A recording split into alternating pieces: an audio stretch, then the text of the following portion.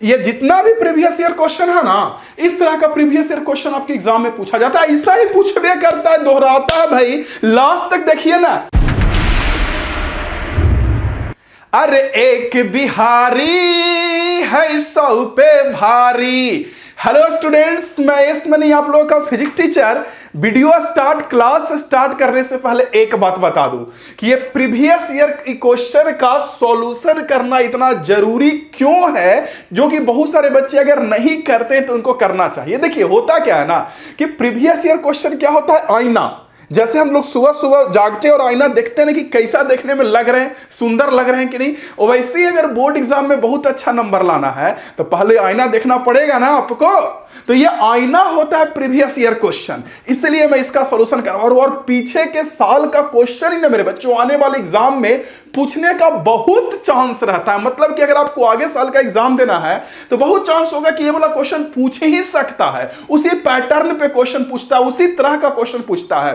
अब बिहार बोर्ड के previous year question का सबसे बड़ा दो गलती, जितना भी प्रीवियस ईयर क्वेश्चन का बैंक मिलता है, क्वेश्चन बैंक, उसमें दो गलती। पहला कि आपको चैप्टर वाइज क्वेश्चन मिलेगा ना बहुआ, आपको अलग मिलेगा, 22 का अलग, 21 का अलग, 20 का अलग, ऐसे मिलेगा। तो आप कहां से ढूंढिएगा कि चैप्टर 1 का कौन सा क्वेश्चन है, चैप्टर 2 का कौन सा क्वेश्चन है। पहला तो ये दिक्कत। और दूसरा दिक्कत कि बहुत सारे क्वेश्चन बैंक में आंसर में गलत लिखल रहेगा। अब पता नहीं कैसे करके क्वेश्चन टाइप करता है कि आंसर में गलत लिखल रहेगा, तो दूसरा ये प्रॉब्लम। इसीलिए बहुत जरूरी है कि प्रीवियस ईयर क्वेश्चन आप बनाएं। और मैं क्या किया हूं आप लोगों के लिए कि मैं चैप्टर वाइज क्वेश्चन अलग करके रख दिया हूं। मतलब कि और पूरा पीडीएफ वगैरह सब कुछ दूंगा, पढ़िए ना।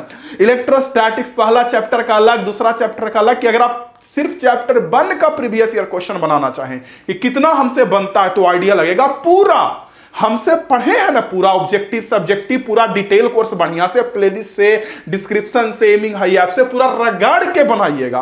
तो चलिए शुरू करते हैं मेरे बच्चों चैप्टर 1 का। वैसे मैं बता दूं कि प्रीवियस ईयर क्वेश्चन है चैप्टर 1 का, अभी हम लोग क्रैश कोर्स कर रहे हैं। डिटेल क्रैश कोर्स का लिंक प्लेलिस्ट में डिस्क्रिप्शन में मिल जाएगा या प्लेलिस्ट में मिल जाएगा, जरूर जाके चेक करिएगा। देखिए मेरे बच्चों, आगे बढ़ने से पहले एक काम, इस नंबर को सेव करिए मेरे बच्चों सबसे पहले, और नंबर सेव करके इस पे अपना नाम और बोर्ड लिख के मैसेज करिए। हम लोग व्हाट्सएप ग्रुप का लिंक भेज देंगे, उस पे आप ज्वाइन हो जाइएगा। और दूसरा, aiming high Hindi Telegram channel पे पीडीएफ के लिए जरूर ज्वाइन होइए। आप प्ले स्टोर से ना एमिंग हाई ऐप इंस्टॉल कर लीजिएगा, क्योंकि वहां भी पूरा प्रीवियस ईयर का क्वेश्चन, पीडीएफ, इंपॉर्टेंट ऑब्जेक्टिव, बहुत सारा चीज डाल दूंगा, तो इतना काम जरूर करिएगा। चलिए क्लास को शुरू करते हैं, आप तैयार हो जाइए मेरे साथ साथ। एकदम 2009 से लेके अंतिम तक सारा प्रीवियस ईयर क्वेश्चन एक ही में दे दिया हूं। अब बिल्कुल आंसर वगैरह, सॉल्यूशन वगैरह सबके साथ बढ़िया से, तो आप भी दिल लगा के पढ़िए और हम भी पढ़ाते हैं, और मिल करके मेरे बच्चों हम लोग काफी बेहतर करेंगे। तो चलिए इसी गमछा के नाम पे सबसे पहला क्वेश्चन स्टार्ट करते हैं। लेकिन इससे पहले कमेंट बॉक्स में बताइए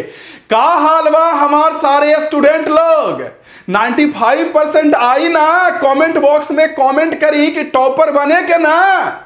एकदम सारे बच्चे कमेंट कीजिए कि टॉपर बनना है ना। चलिए सबसे पहला क्वेश्चन देखिए, सबसे फर्स्ट क्वेश्चन में कहा जा रहा है, देखिए ईयर यहां पे लिखा हुआ है मेरे बच्चों। कोलंबियन फोर्स क्या है? तो कोलंबियन फोर्स क्या होता है? तो दो चार्ज के बीच जो फोर्स लगता है ना, कूलॉम्स लगते हैं, उसको बोलते हैं कोलंबियन फोर्स। तो इलेक्ट्रिक फोर्स तो है ही, साथ साथ में सेंट्रल फोर्स भी होता है। डिटेल कोर्स एमसीक्यू सब में मैंने करवाया है। सेंट्रल फोर्स मतलब चार्ज को जो मिलाने वाला सेंटर होता है, सेंटर की ओर ये फोर्स लगता है। तो इलेक्ट्रिक फोर्स भी है, सेंट्रल फोर्स भी है। दूसरा नंबर क्वेश्चन मेरे बच्चों अगर बात करेंगे तो देखिएगा, तो इसका सही आंसर क्या हो जाएगा? ये हो जाएगा दोनों, ए और बी दोनों। नेक्स्ट क्वेश्चन, आप लोग वीडियो को लाइक शेयर करिएगा और कमेंट करके बताइए, ताकत रहेगा ना टॉपर बनने का इस साल। हम तो कहेंगे स्क्रीनशॉट लेते चलिए सारे क्वेश्चन का और लिखते चलिए कॉपी में, का पीडीएफ के चक्कर में रहिएगा। हालांकि आप भेज दूंगा। अगला क्वेश्चन कह रहा है quantum of electric charge in ईएसयू। हाँ, ये अच्छा क्वेश्चन है। कह रहा है ईएसयू में इलेक्ट्रिक चार्ज का क्वांटम क्या होता है। तो देखिए क्वांटम क्या होता है, जो चार्ज का सबसे छोटा अमाउंट होता है ना, जो सबसे छोटा वाला अमाउंट पाया जाता है, उसी को बोलते हैं क्वांटम। और होता कितना है मेरे बच्चों?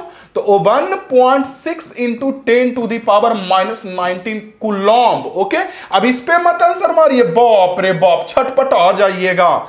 कूलॉम्ब में ना क्वांटम हुआ, सबसे छोटा जो भी फिजिकल क्वांटिटी का क्वांटमीकरण होता है, क्वांटाइज होता है, उसका सबसे छोटा वाला को एक क्वांटम बोलते हैं। तो चार्ज का सबसे छोटा अमाउंट इलेक्ट्रॉन या प्रोटॉन का चार्ज होता है, वही तो होता है छोटा। तो ये हमारा होता है चार्ज का क्वांटम कूलॉम्ब में। और आपसे ईएसयू में पूछ रहा है मेरे बच्चों, ईएसयू में। तो देखिए, एक कूलॉम्ब में कितना ईएसयू? तो 3 इंटू 10⁻⁹ ईएसयू ना। तो एक कूलॉम्ब में पता है क्वांटम, तो इसको बदल दीजिए ईएसयू में। तो एक कूलॉम्ब में इतना ईएसयू, तो 1.6 इंटू 10⁻⁹ में कितना ईएसयू? इतना कूलॉम्ब में कितना? तो इंटू कर दीजिए, एक में इतना, तो इतना में 1.6 इंटू 10⁻⁻19 इंटू कितने का करेंगे? 3 इंटू 10⁻⁹। तो 16×48 4.8 इंटू 10⁻⁻10। इसका सही आंसर देखिए, दूसरा का सही आंसर ए हो जाएगा मेरे बच्चों। ए 4.78 है, तो 4.8 के बराबर हम ले लिए तो चलेगा, कोई दिक्कत नहीं है। तो इस क्वेश्चन में यही ध्यान देना वाला बात है कि सिर्फ क्वांटम नहीं पूछ रहा है। क्वांटम तो इलेक्ट्रॉन का चार्ज सबसे छोटा चार्ज होवे करता है, ईएसयू में क्वांटम कितना है। यही में बच्चा लड़बड़ा जाता है एग्जाम में, इसमें या इसमें क्लिक कर देगा, अब बोलेगा सर हम तो बना के आए हैं, पूरा रंग दिए हैं, और रिजल्ट अगर ना आया हुआ तो चक्का जाम कर देंगे एकदम। ट्रेने का है, बिहार बोर्ड गलत कॉपी चेक किया है, नामी चोर बदनामी करेगा ना, बदनामी नाम। ऐसे भी कुछ भी होता तो बिहार बोर्ड के धर के रेल दो, सब मिलके हल्ला करने लगता है, बदनाम हो गया बेचारा 2-4 साल पहले। लेकिन ऐसा नहीं है, आप लोग का भी बहुत गलती होता है, ध्यान देके सही करिएगा। नेक्स्ट क्वेश्चन, अगला 3 नंबर में मेरे बच्चों, नेक्स्ट क्वेश्चन देखिए क्या कर रहा है। कह रहा है कि इलेक्ट्रोस्टैटिक फील्ड इज, यानी कि अस्थिर वैद्युत क्षेत्र क्या होता है? कंजर्वेटिव। इसका सही आंसर ए हो जाएगा मेरे बच्चों, कंजर्वेटिव हो जाएगा। नेक्स्ट क्वेश्चन, अगला 4 number, A charge moving with uniform velocity produces. Charge, कोई भी चार्ज अगर एक समान वेलोसिटी से चल रहा है तो क्या उत्पन्न करता है? मैंने कई बार बोला है कि सुनिए, पढ़ाया भी है, सब क्वेश्चन मिल जाएगा जो मैंने दिया है ना आप लोग को।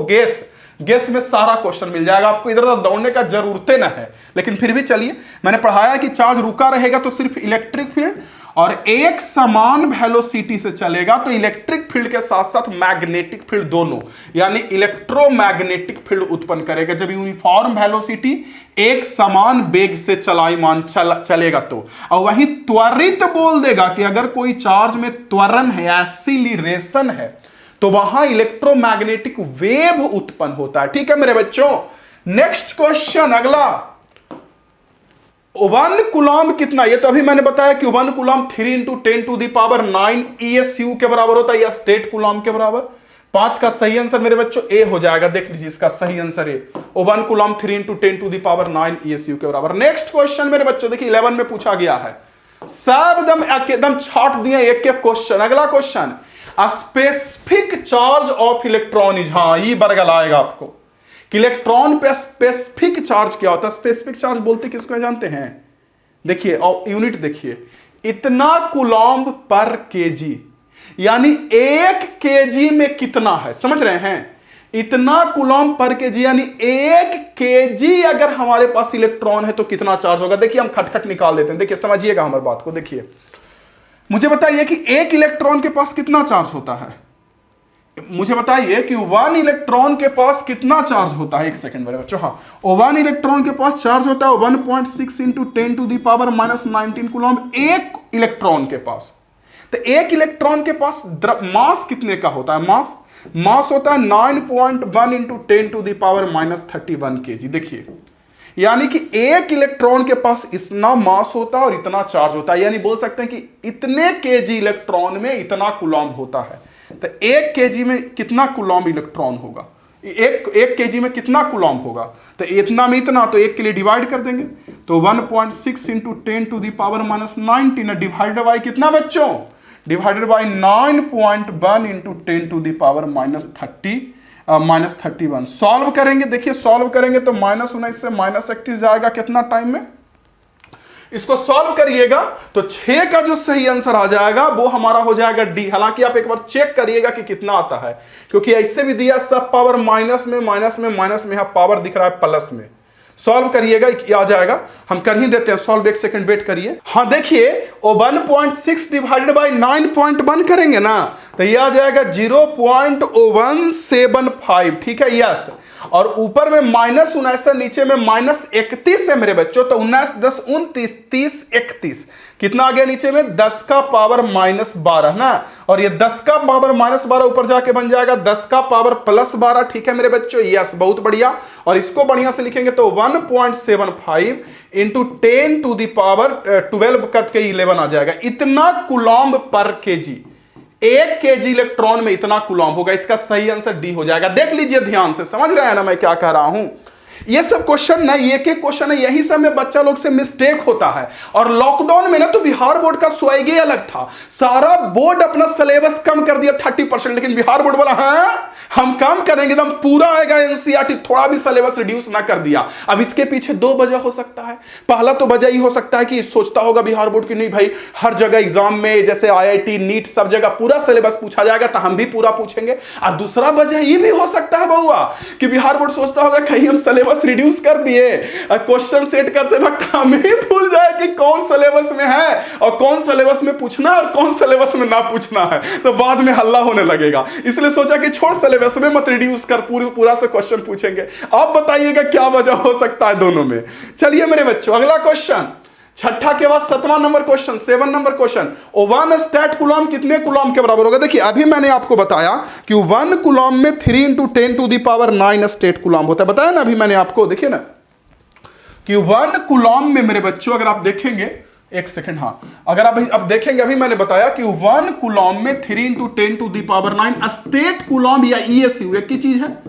तो एक कूलॉम्ब में इतना स्टेट कूलॉम्ब या ESU जो भी, चलिए स्टेट कूलॉम्ब लिख देते हैं। तो 1 कूलॉम्ब में इतना स्टेट कूलॉम्ब, तो 1 स्टेट कूलॉम्ब में अगर निकालना होगा तो इसको डिवाइड में भेजेंगे तो 1/3 इंटू 10 टू दी पावर 9 हो जाएगा ना। तो 1/3 इंटू 10 टू दी पावर -9 इसका डी होगा। देखिएगा बहुत सारा क्वेश्चन बैंक में गलत आंसर लिखा हुआ रहेगा, तो ध्यान दीजिएगा। ये -9 ऊपर जाए, +9 ऊपर जाएगा तो -9 हो जाएगा। ये 1/3 इंटू 10 टू दी पावर -9 ये हो जाएगा। नेक्स्ट क्वेश्चन अगला मेरे बच्चों, 1/3 को बदल भी सकते हैं 0.33 में। नेक्स्ट क्वेश्चन अगला देखिए, नेक्स्ट क्वेश्चन कह रहा है कि देखिए the electric flux over the surface of a sphere if it is charged with 10 micro coulomb. ये भी एग्जैक्ट क्वेश्चन हम करवाए हैं। कह रहा है कि कोई आपके पास स्फीयर है मेरे बच्चों, और स्फीयर पे चार्ज दिए हैं 10 माइक्रो कूलॉम्ब। ये देखिए स्फीयर को चार्ज दिए 10 माइक्रो कूलॉम्ब, तो इससे फ्लक्स पूछ रहा है। तो फ्लक्स गॉस थ्योरम से निकलेगा ना, बंद चार्ज Q इनक्लोज्ड Q बंद बाई एप्सिलॉन नॉट। तो Q बंद कितने का है 10 माइक्रो कूलॉम्ब, तो 10 इंटू 10 टू दी पावर -6, और एप्सिलॉन नॉट का value 8.85 into 10 to the power -12 मत पुट करिए, उससे ऑप्शन ना मैच करेगा। देखिए ऑप्शन दिया पाई के टर्म में, तो एप्सिलॉन नॉट का कौन सा वैल्यू पुट करेंगे, तो देखिए 1/4 पाई एप्सिलॉन नॉट का वैल्यू सबको पता 9 इंटू 10 टू दी पावर 9 पता है ना मेरे बच्चों। देखिए तो 1/4 पाई एप्सिलॉन हर एक बच्चा को पता है। तो यहां से अगर आप एप्सिलॉन नॉट निकालेंगे तो एप्सिलॉन कितने का आ जाएगा बोलिए, 1/4 pi 9 into 10 to the power 9। Okay, तो यहां सॉल्व करेंगे 1/4 pi 9 into 10 to the power 9 solve करेंगे मेरे बच्चों, तो यहां से कितना आ जाएगा, सॉल्व करेंगे तो देखिए 10 इंटू 10 टू दी पावर -6, और ऊपर में जाके बन जाएगा 4 पाई और into 9 into 10 to the power 9। चलिए सॉल्व करिए, इसको क्या लगता है आपको। देखिए कैसे, +9 अब -6 जाएगा, बचेगा तो बचेगा +3, अब +3 और 10 मिलकर +4, 9 × 36, 36 pi into 10 to the power 4। इसका आंसर ये हो जाएगा न्यूटन मीटर स्क्वायर पर कूलॉम्ब। 8 नंबर 9 नंबर मेरे बच्चों आसानी से निकालिए, बस यहां ये ध्यान देना कि एप्सिलॉन का ये वाला वैल्यू पुट करेंगे, इससे निकाल लेंगे एप्सिलॉन नॉट, और ये वाला पुट करेंगे तो आंसर डायरेक्ट पाई में आ जाएगा। ऐसे चेक करना पड़ेगा, 8.85 रखेंगे तो चेक करना पड़ेगा। इस क्वेश्चन को देखिए 9 नंबर को, इसमें कह रहा था SI unit of electric field E, तो E का यूनिट क्या होता है, एक वोल्ट पर मीटर भी यूनिट होता है, एक न्यूटन पर कूलॉम्ब भी होता है। नहीं, E equal to F by Q से देखेंगे तो ऊपर फोर्स का न्यूटन, चार्ज का कूलम न्यूटन पर coulomb. E equal to minus d V by d r से देखेंगे तो ऊपर में वोल्ट, नीचे में आर का मीटर, तो वोल्ट पर मीटर। तो वोल्ट पर मीटर ऐसे लिखिए या वोल्ट पर मीटर ऐसे लिखिए, या यही मीटर ऊपर जाएगा तो मीटर का पावर -1 बन जाएगा। नेक्स्ट क्वेश्चन अगला 10 number, the intensity of electric field eight a point on the surface of charge conductor. Charge conductor पे इलेक्ट्रिक फील्ड हमेशा क्या होता है? परपेंडिकुलर ना बच्चों। मैं कई बार बताया हूं कि कोई भी चार्ज कंडक्टर हो उसके सरफेस पे इलेक्ट्रिक फील्ड हमेशा 90 डिग्री पे होता है, सरफेस पे। बाद में जाके भले ऐसे तिरछे हो जाए, लेकिन कोई भी कंडक्टर के अंदर में फील्ड 0 होता है, इलेक्ट्रिक फील्ड वैद्युत क्षेत्र अंदर में वैद्युत क्षेत्र 0 होता है, और सरफेस पर परपेंडिकुलर होता है और उसका मान होता है सिग्मा बटा एप्सिलॉन नॉट। कंडक्टर के सरफेस पे, चालक के सतह पे, ये सब बता चुका हूं। Next question 11 number, permittivity of free space is. Free space का परमिटिविटी क्या होता है? तो फ्री स्पेस का permittivity 8.85 into 10 to the power -12 होता है मेरे बच्चों, आपको पता है। 8.85 into 10 to the power -12 farad पर मीटर यूनिट, पता है ना? या तो लिखिए फैराड पर मीटर में यूनिट, या जैसे देखिए ये 2015 में ही पूछा है मेरे बच्चों, और 2016 के कंपार्टमेंट में भी पूछा है, दोनों में पूछा है। नेक्स्ट क्वेश्चन अगला, मूविंग चार्ज प्रोड्यूसेस। अगर कोई चार्ज चलता है तो क्या, देखिए यहां पे क्वेश्चन गलत है, लेकिन मजबूरी है कि हमको बताना पड़ेगा। देखिए मूविंग चार्ज कैसे क्वेश्चन गलत है कि अगर कोई चार्ज रुका हुआ रहता है, तो सब बच्चा को पता है कि अगर कोई चार्ज रुका हुआ हो तो सिर्फ इलेक्ट्रिक फील्ड यानी वैद्युत क्षेत्र, विद्युतीय क्षेत्र उत्पन्न होता है, रुका रहता है चार्ज तो। लेकिन चार्ज जब एक समान वेलोसिटी से चलता है तो इलेक्ट्रिक फील्ड और मैग्नेटिक फील्ड दोनों उत्पन्न होता है। नहीं, इलेक्ट्रिक प्लस मैग्नेटिक फील्ड दोनों, विद्युतीय क्षेत्र भी और चुंबकीय क्षेत्र भी। लेकिन वहीं अगर चार्ज आवेश त्वरित हो, एक्सीलरेटेड हो, तो इलेक्ट्रोमैग्नेटिक वेव यानी विद्युत चुंबकीय तरंग उत्पन्न होता है इससे, विद्युत चुंबकीय तरंग। तो कह रहा है कि अगर कोई चार्ज मूव करे तो मूव तो इसमें भी कर रहा है और इसमें, दोनों में कर रहा है ना। एक समान वेलोसिटी से चलेगा तो इलेक्ट्रोमैग्नेटिक फील्ड, और वही चलेगा एक्सीलरेशन से, त्वरण से, तो इलेक्ट्रोमैग्नेटिक वेव। लेकिन अगर कुछ बोला नहीं है तो नन, या तो नन ऑफ दिस तो मार भी नहीं सकते, इसमें जो सही लगे आपको। तो सिर्फ विद्युतीय क्षेत्र तो गलत है, सिर्फ चुंबकीय क्षेत्र, इसका आंसर सी हो जाएगा। दोनों, इलेक्ट्रिक फील्ड भी मैग्नेटिक फील्ड भी। लेकिन अगर ऑप्शन में इलेक्ट्रोमैग्नेटिक वेव भी दे दिया होता तो फिर क्वेश्चन है ना गलत हो जाता। ऐसे तो अभी भी इन दोनों समय चल रहा है, इस समय भी, इस समय भी, दोनों समय। नेक्स्ट क्वेश्चन अगला, झुकेंगे जी, झुकेंगे नहीं एकदम। 13 में, electrical intensity inside a charge hollow sphere 0। अभी ना मैंने बताया कि कंडक्टर के अंदर में जो इलेक्ट्रिक फील्ड होता है वो 0 होता है, भीतर में 0, अंदर में 0 होता है। नेक्स्ट क्वेश्चन बच्चों, next question 14 number, surface charge density conductor का सिग्मा है, इलेक्ट्रिक फील्ड नियर इट। अगर कोई कंडक्टर है, ऐसे देख लो कंडक्टर है, और इसका मेरे बच्चों कंडक्टर का जो सरफेस चार्ज डेंसिटी है वो सिग्मा है कंडक्टर का, तो इसके नजदीक में इलेक्ट्रिक फील्ड कितना होगा? Sigma by epsilon not. Sigma by 2 मत बोलिएगा, sigma by epsilon not electric field होगा कंडक्टर का। सिग्मा बाई 2 कब होता है? ऑप्शन ए कब होता है? तो ऑप्शन ए तब होता है जब हमारा एकदम पतला चादर, थीन सीट के कारण इलेक्ट्रिक फील्ड निकालना रहे, तब सिग्मा बाई 2 ऑप्शन, पतला चादर है ये, चादर ऐसे, तब सिग्मा बाई 2 एप्सिलॉन नॉट होता है। और वही अगर मोटा चादर बोल दे, थिक सीट, मोटा मोटा मोटा चादर, तो इस मोटा चादर के कारण फिर से यही हो जाएगा, सिग्मा बाई एप्सिलॉन नॉट हो जाएगा मोटा चादर के कारण। ये सब चीज ध्यान दीजिएगा। ओके, तो इसका आंसर हो जाएगा sigma by epsilon naught. Thin sheet बोलता तब sigma by 2 epsilon naught. Okay, चलिए next question 15 number, the electric field at near point, at a point near an infinite thin sheet of charge. हाँ देखिए आगे ना question करा, थीन seat मेरे बच्चों ध्यान से देखिए, इनफाइनाइट थीन सीट, पतला सीट के कारण कितना इलेक्ट्रिक फील्ड आएगा? तो ऑब्वियस सी बात, सिग्मा बाई 2 एप्सिलॉन नॉट। देख रहे हैं ये बोला, पतला सीट के कारण जो इलेक्ट्रिक फील्ड आएगा वो सिग्मा बाई 2 एप्सिलॉन नॉट होगा। सी, मोटा सीट बोलता तो sigma by epsilon not. Next question बच्चों 15 के बाद 16 नंबर, चलिए 16 देखते हैं। 16 नंबर, 16 ट्राई करिए, 16 वाला क्वेश्चन बढ़िया है, इसको तो सॉल्व करना पड़ेगा। 16 में क्या कर रहा है पढ़िए, इसको बिना सॉल्व करे कोई उपाय नहीं है। 16 में कह रहा है ना आपको कि फिगर दिया गया है और कैपिटल क्यू और स्मॉल क्यू दोनों तरह का चार्ज है। देखिए यहां पे मेरे बच्चों, मैं यहां पे इस फिगर को ड्रॉ कर देता हूं। देखिए ऐसे स्क्वायर दिया गया है, देख रहे हो जी। यहां पे कैपिटल क्यू चार्ज दिया गया, यहां भी कैपिटल क्यू दिया गया है, यहां स्मॉल क्यू और यहां भी स्मॉल क्यू दिया गया है। तो कह रहा है कि कैपिटल क्यू पर कुल फोर्स अगर 0 हो, कैपिटल क्यू पर कुल जो बल है वो 0 है, तो कैपिटल क्यू बटा स्मॉल क्यू का मान कितना होगा। और ये वाला जो साइड दिया है वो आर दिया है, ये भुजा, स्क्वायर का भुजा, वर्ग का भुजा। क्वेश्चन देखिए, समझिए पहले क्या कह रहा है। क्वेश्चन देखिए, समझिए पहले क्या कह रहा है, जल्दी देख लिए, समझ लिए। क्वेश्चन में मेरे बच्चों एक जगह पे कैपिटल क्यू चार्ज है, स्मॉल क्यू चार्ज है, आर साइड है। तो कह रहा है कि अगर इस कैपिटल क्यू पर कुल बल 0 हो तो capital Q by small Q कितने का होगा, ये कह रहा है। इस पे कुल बल 0 हो। तो चलिए हम आवेश का नाम रख देते हैं, चार्ज का नाम। ध्यान से देखिए, हम एक चार्ज का नाम मेरे बच्चों ए रख देते हैं, ए, इसका बी, इसका सी, इसका डी। ठीक है, बार बार हमको इस करके कैमरा तरफ देखना पड़ता है कि बंद ना हो जाए। कैमरे में बंद हो जाता है, रिकॉर्ड कर रहे हैं, उन्हें अपना आंखें बंद कर लिया, स्वाहा। एक आदमी उठा के बेटा बांस घाट में फेंक देंगे, सुन लो। समझा, मजाक कर रहे, सीरियस मत लेना, अभी रिकॉर्ड करना। रूस गया तो दिक्कत हो जाएगा, कैमरे में बंद हो जाता है। तो क्वेश्चन में मेरे बच्चों कह रहा है क्या कि इस पे कुल बल 0 हो। तो देखिए मेरा प्रश्न है, आपने सुपरपोजिशन में पढ़ा होगा या अध्यारोपण का सिद्धांत में मैंने पढ़ाया सुपरपोजिशन में, कि ए पर बल लगाएगा कौन कौन सा चार्ज। पहला तो प्रश्न ये है कि ए पर जो फोर्स लगेगा या ए पर जो फोर्स लगाएगा वो कौन कौन लगाएगा, बी सी डी।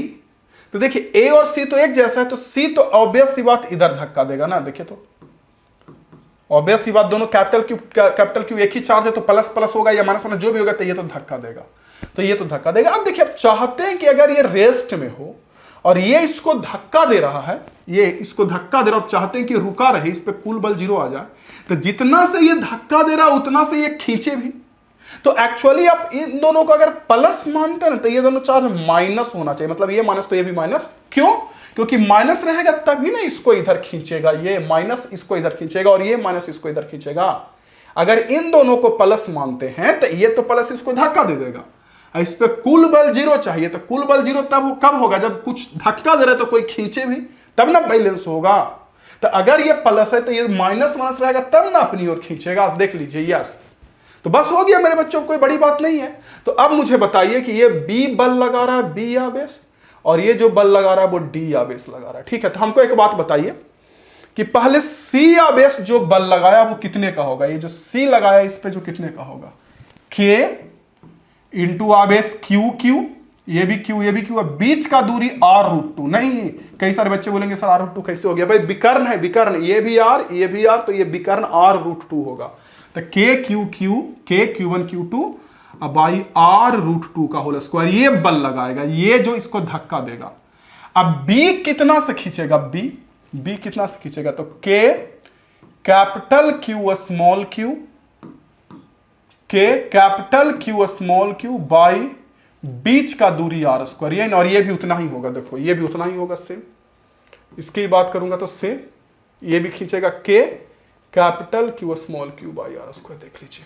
तो अब हम कैसे निकालेंगे मेरे बच्चों, अब अगर निकालना रहेगा तो कैसे निकालेंगे, तो ऑब्वियस सी बात, जितना कस के ये दोनों खींच रहा है उतना कस के ये रिपेल करेगा।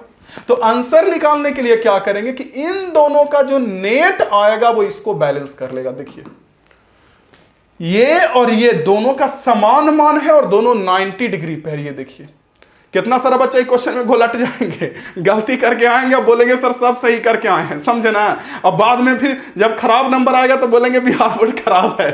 देखिएगा पक्का कहेंगे कि बिहार बोर्ड कॉपी खराब चेक करता, सब अनपढ़ आदमी के बैठा के रखा है, यही बोलेंगे। गलती करेंगे खुद, बोलेंगे बिहार बोर्ड को। तो ये दोनों का मान समान है 90 डिग्री पे। तो हम तो तुरंत बना लेंगे सेकंड का आंसर, आपको समझाने के लिए इतना टाइम ले रहे हैं। तो इन दोनों का रिजल्टेंट कहीं ऐसे पास करेगा, बिल्कुल बीचों बीच से ना। देखिए इन दोनों का बी और डी का कितना, दोनों का मान समान है 90 पे है, तो इन दोनों का रिजल्टेंट रूट अंडर इसका स्क्वायर प्लस इसका स्क्वायर आ जाएगा। नहीं 90 पे 2 सदिश होता है, 2 वेक्टर होता है, तो रिजल्टेंट रूट अंडर ए स्क्वायर प्लस बी स्क्वायर होता है। दोनों का रूट अंडर स्क्वायर करेंगे तो आ जाएगा √2 के capital Q small Q by R square, इन दोनों का रिजल्टेंट। तो अब देखिए इस पे 3 फोर्स लग रहा था, एक धक्का मिल रहा था, एक इधर खींच रहा था, एक नीचे खींच रहा था।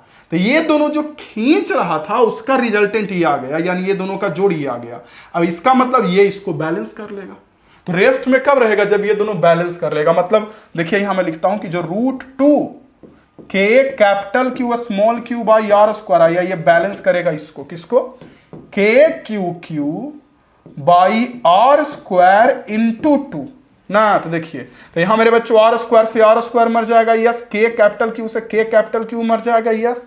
अब यहां से क्या पूछा जा रहा है? Capital Q by small Q. हाँ, तो कैपिटल क्यू देखिए यहां से इधर कैपिटल क्यू बाई 2 बचा, इधर √2 इंटू स्मॉल क्यू बचा। तो capital Q by small Q को इधर लेके जाएंगे, कैपिटल क्यू के नीचे स्मॉल क्यू आ जाएगा और √2 इधर आ जाएगा।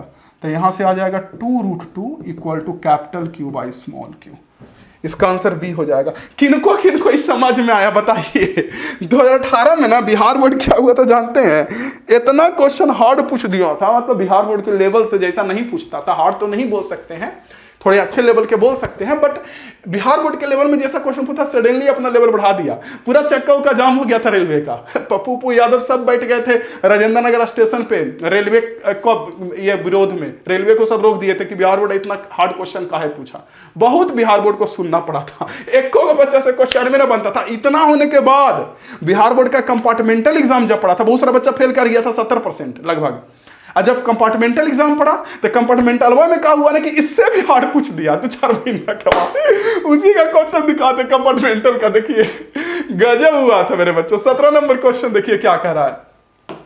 17 में कह रहा है, ये तो 2018 का ही क्वेश्चन है। When a body is charge its mass, अगर कोई बॉडी को चार्ज किया जाए तो इसका मास क्या होगा? बढ़ भी सकता है, घट भी सकता है। पढ़ाए हैं ऑलरेडी कि बॉडी अगर मान लीजिए प्लस चार्ज होता है, इसका मतलब इससे इलेक्ट्रॉन निकलेगा, प्लस का मतलब तो इलेक्ट्रॉन निकलेगा तो मास भी निकलेगा, क्योंकि इलेक्ट्रॉन के पास मास होता नहीं इतना केजी इलेक्ट्रॉन के पास मास। तो जब बॉडी प्लस होगा तो उससे इलेक्ट्रॉन निकलेगा तो मास कम जाएगा। वहीं बॉडी अगर माइनस होगा तो इसका मतलब उसमें इलेक्ट्रॉन आएगा तो मास बढ़ जाएगा। तो इसका आंसर बढ़ भी सकता है, घट भी सकता है, क्योंकि कुछ बोला ना है कि प्लस की माइनस, कुछ बोला ना मेरे बच्चों प्लस की माइनस, खाली बोला है कि बॉडी हमारा चार्ज है तो मास पे क्या इफेक्ट पड़ेगा। तो बढ़ भी सकता है, घट भी सकता है, कुछ भी हो सकता है। चलिए ये क्वेश्चन देखिए 2018 का कंपार्टमेंटल का क्वेश्चन है, हमारे बोर्ड में ना आया। अब क्या करें इसके लिए क्या करें जी बताइए? वीडियो रोक करके सेट करते हैं ना।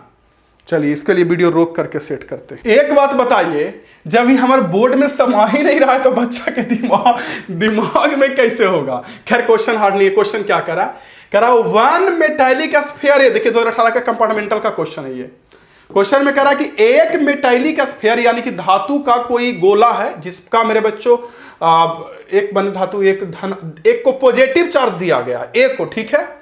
और गोला जो ए है यानी सेम गोला, सेम द्रव्यमान का, सेम मास का कोई दूसरा गोला बी है, ठीक है, और उतना ही निगेटिव चार्ज दिया गया जितना ए को दिया गया था। अच्छा ए और बी का देखिए द्रव्यमान सेम है, तो ए को जितना मेरे बच्चों पॉजिटिव चार्ज दिया गया प्लस क्यू, उतना इसको माइनस क्यू दिया गया। कैसे प्लस आता है कैसे माइनस आता है आपको पता है, इलेक्ट्रॉन निकालने से और इलेक्ट्रॉन अंदर जाने से आता है, ठीक है, दिया गया।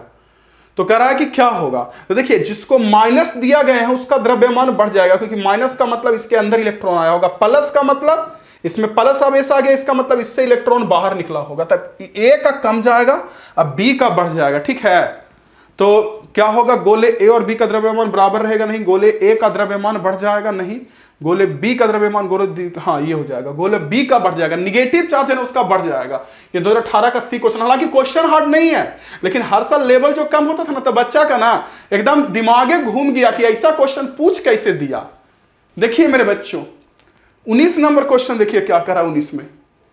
यह कह रहा है मेरे बच्चों in the given figure electric flux, इससे चारों से फ्लक्स का मान पूछ रहा है। तो चारों से वैद्युत फ्लक्स समान होगा, आपको फिगर दिख रहा होगा कि इस तरह का कोई सतह है उसके अंदर प्लस क्यू चार्ज, इस तरह का सतह है कोई प्लस क्यू चार्ज, इसके अंदर प्लस क्यू। देखिए कुछ नहीं मेरे बच्चों क्वेश्चन में दिया गया, क्वेश्चन में ना 4 तरह का सतह दिया गया। ये देखिए एक ऐसा सतह दिया गया है, एक गोल दिया गया है, दूसरा देखिए surface 1 S2 surface 2 surface 3 cylindrical shape का है, बेलनाकार शेप का, आकार का।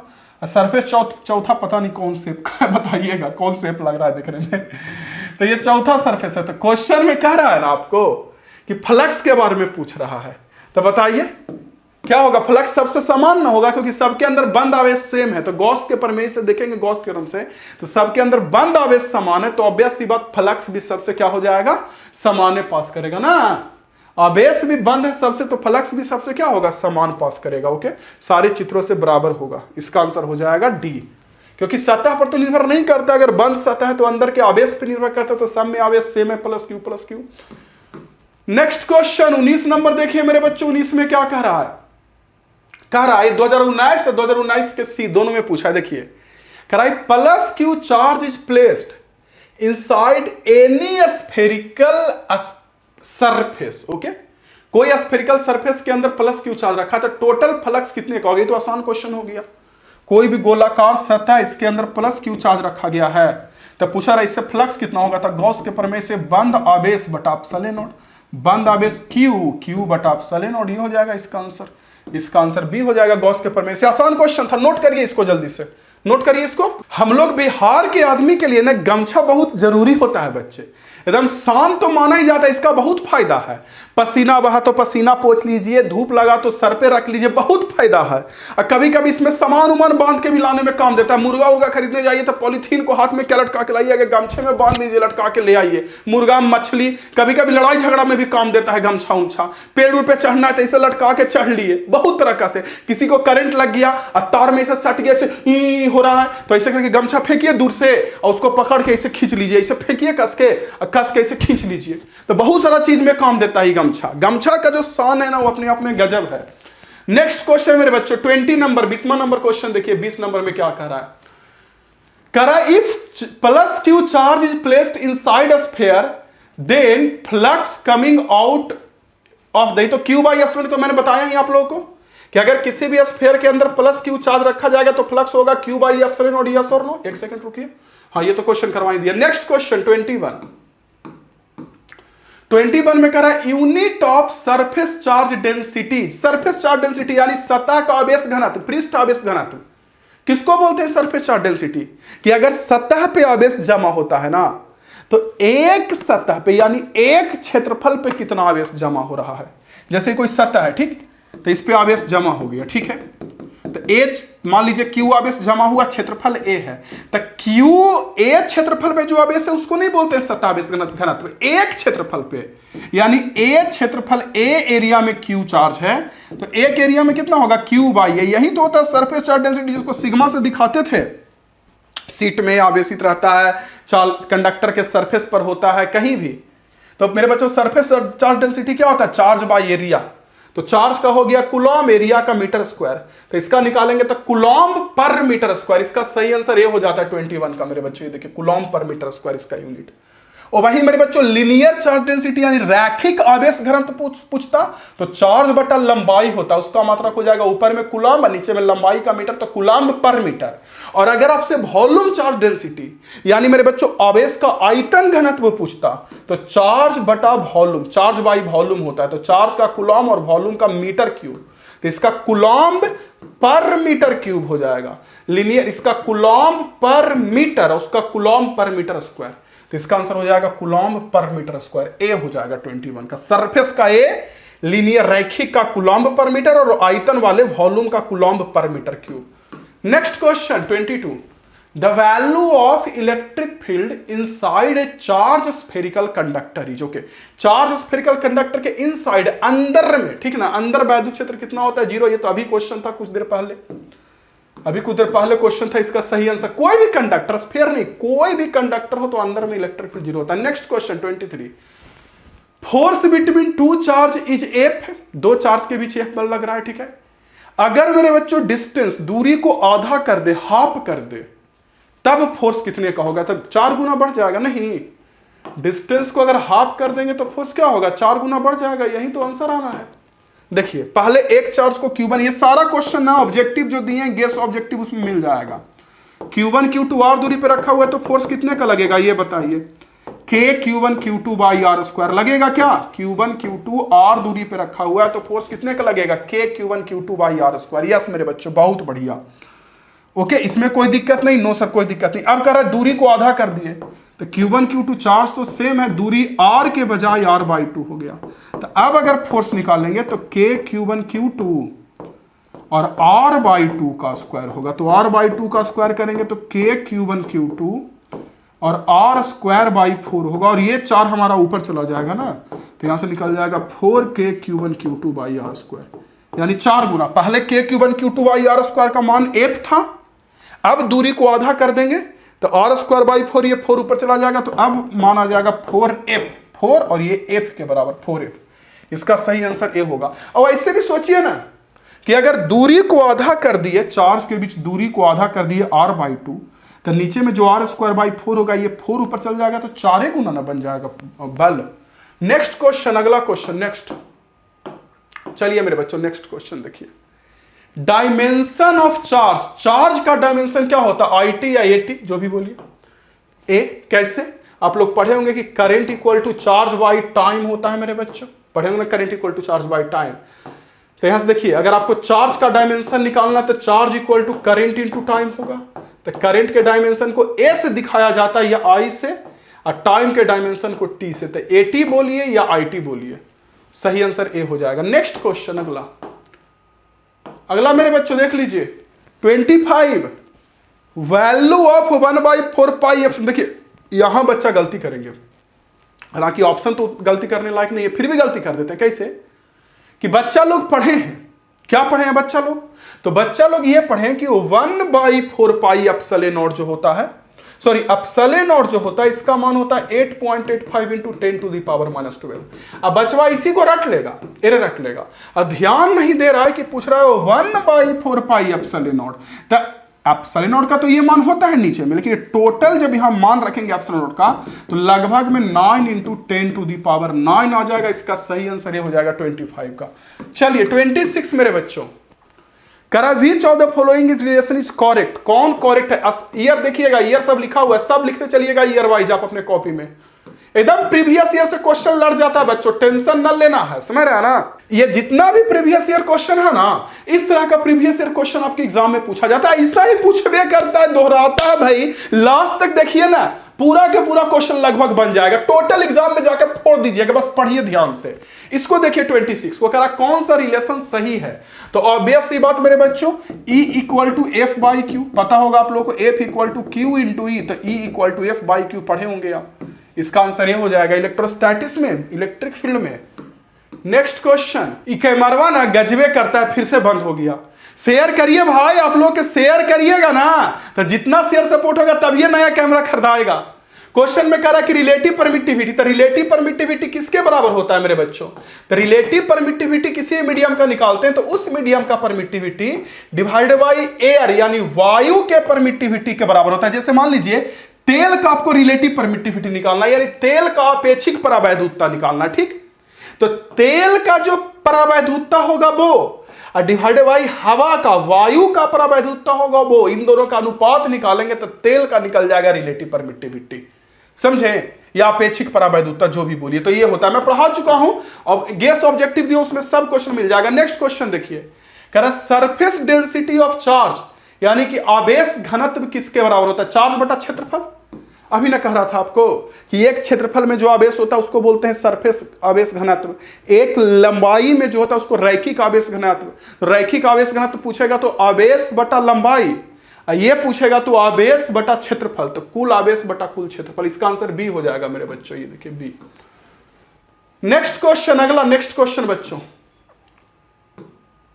29, डाइलेक्ट्रिक कांस्टेंट वाटर का 80 या 81 लगभग में 80 दिया है, तो जो एप्सिलॉन आर होता है ना वाटर का, ये रिलेटिव परमिटिविटी या अपेक्षिक परावैधुता या डाइलेक्ट्रिक कांस्टेंट, वो लगभग 80 होता है। तो यहां पे हम लोग 80 में टिक मारेंगे, ठीक है बच्चों। नेक्स्ट क्वेश्चन अगला 30 नंबर में करा value of year of air, हवा का, वायु का ईयर यानी रिलेटिव परमिटिविटी कितने का होता है? अपेक्षिक परावैधुता।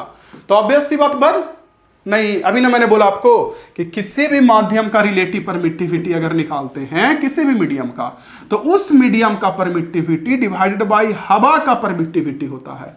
तो अगर हवा का आप रिलेटिव परमिटिविटी निकालेंगे तो ऊपर में हवा का परमिटिविटी, क्योंकि हवा का निकालें तो ऊपर में हवा का, और नीचे में तो हवा से डिवाइड किया जाता, तो ये कट के कितना आ जाएगा 1।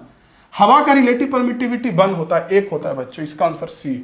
नेक्स्ट क्वेश्चन अगला, SI unit of electric flux. तो देखिए फ्लक्स होता किसके बराबर होता है, पहले ये समझिए। फ्लक्स होता है मेरे बच्चों इलेक्ट्रिक फील्ड और एरिया क्षेत्रफल दोनों का डॉट गुणनफल। तो इलेक्ट्रिक फील्ड का मात्रक होता है न्यूटन पर कूलम और क्षेत्रफल का मीटर स्क्वायर। तो बोल सकते हैं इसका मात्रक क्या, newton metre square, newton metre square, ये कूलम ऊपर जाएगा तो पर कूलम पावर -1 में हो जाएगा ना ऊपर जाके। तो ये बोल सकते हैं, या एक और होता है, देखिए इलेक्ट्रिक फील्ड का एक और मात्रक होता है वोल्ट पर मीटर, वोल्ट बाई मीटर, और एरिया का मीटर स्क्वायर। तो 1 मीटर से 1 मीटर कट गया तो इसका मात्रक हो जाएगा वोल्ट मीटर। तो देख लीजिए कौन, वोल्ट मीटर। इसका सही आंसर हो जाएगा सी 31 का। नेक्स्ट क्वेश्चन अगला, एकदम नहीं थकेंगे। 32 परमिटिविटी फ्री स्पेस का 8.85 इंटू 10⁻⁻12। निर्वात का देखेंगे तो अभी देख रहे थे 8.85 इंटू -12, कई सारा क्वेश्चन में है। नेक्स्ट क्वेश्चन 33 फ्री स्पेस मतलब अपसलेनोड पूछा जा रहा है, वैक्यूम का अपसलेनोड। 33 Coulomb's law in vector form. हाँ, इसमें कितना बार हम जब पढ़ाए हैं वेक्टर फॉर्म में कूलॉम्स लॉ, तो चिल्ला चिल्ला के बोले कि देखिए अगर कूलॉम्स लॉ के सदिश रूप में नीचे r² लिखेंगे तो ऊपर r लिखना पड़ेगा, बाकी तो वही है k q1 q2, उसमें तो कोई दिक्कत नहीं है। k की value 1/4 pi epsilon not q1 q2, इसमें कोई दिक्कत नहीं, तो सब बच्चा समझ जाएगा कूलॉम्स लॉ में कि k q1 q2 by r² होता है। अगर अदिश रूप में बात करेंगे तो k q1 q2 by r², सदिश रूप में बात करेंगे तो नीचे में r² लिखेंगे तो ऊपर r, और नीचे में अगर r³ लिखना होता है तो ऊपर में r वेक्टर होता है। तो देख लीजिए क्या कहा जा रहा है, ये तो खैर ऐसे नहीं होगा। देख लीजिए मेरे बच्चों कौन आंसर होगा, जो 1/4 पाई एप्सिलॉन नॉट। देखिए नीचे में r³ है तो ऊपर में r वेक्टर, सही है, सब में r वेक्टर है, तो इसका आंसर ए हो जाएगा ना। ये देखिए नीचे में r³ मॉड लगा के, या तो ऐसे r³ लिखिए या वेक्टर में मॉड लगा के r³ लिखिए, एक ही चीज है। तो r³ तो ऊपर r वेक्टर, अगर r रहता है यहाँ r, तो ये r² वाला होता, r हर जगह, ये यूनिट वेक्टर एकांक सदिश रहता। तो अगला प्रश्न next 34 intensity of electric field eight a point.